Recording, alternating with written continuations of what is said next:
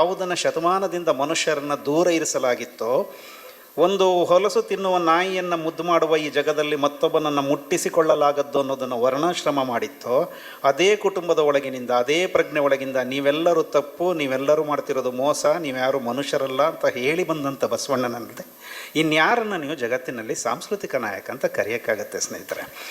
ಹಾಗಾಗಿ ಬಹುಶಃ ಬಸವಣ್ಣನ ಜೊತೆಗೊಂದು ಸಾಂಸ್ಕೃತಿಕ ಪ್ರಜ್ಞೆ ರೂಪುಗೊಳ್ಳುತ್ತಾ ಅಂತ.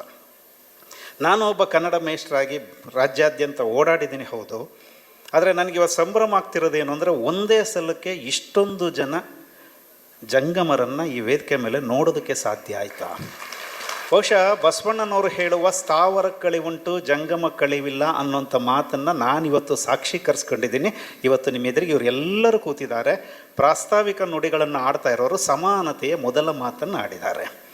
ಬಹುಶಃ ಸಮಾಜದ ಕನಸುಗಳನ್ನು, ಸಮಾನತೆಯ ಆಶಯಗಳನ್ನು ಈ ನೆಲದ ಒಳಗಡೆಗೆ ಯೋಚನೆ ಮಾಡ್ಬೋದು ಅಂತಲೇ ಗೊತ್ತಿಲ್ಲದೆ ಇರೋ ಕಾಲಕ್ಕೆ, ಯಾಕೆಂದರೆ ಮನುಷ್ಯರ ಮಧ್ಯೆ ಮನುಷ್ಯ ಅನ್ನೋದು ಗಂಡು ಹೆಣ್ಣಿನನ್ನೂ ಸೇರಿಸಿಕೊಂಡ ಹಾಗೆ ಅಸಮಾನತೆಯ ಪ್ರಶ್ನೆ ಅಂತ ಹೇಳುವಾಗ